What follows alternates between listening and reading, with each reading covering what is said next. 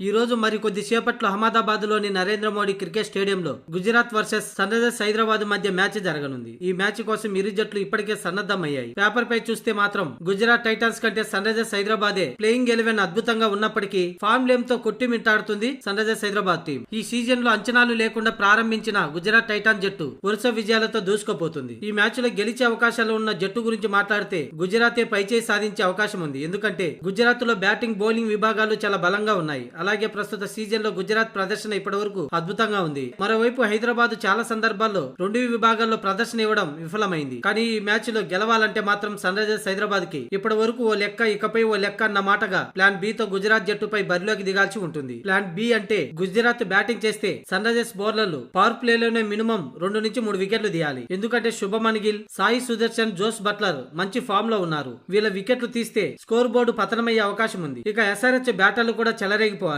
Minimum 10 ఓవర్లకు 10 run rate ను maintain చేయాలి. అంటే ఓపెనర్లు మంచి శుభారంభం చేయాలి. ఇలా చేస్తే ఈ మ్యాచ్ లో సన్ రైజర్స్ హైదరాబాద్ గెలిచే అవకాశాలు ఉంటాయి. ఒకవేళ ఓడిపోతే ప్లే ఆఫ్ కు వెళ్లకుండానే ఈ సీజన్ నుంచి తప్పుకోవాల్సి ఉంటుంది.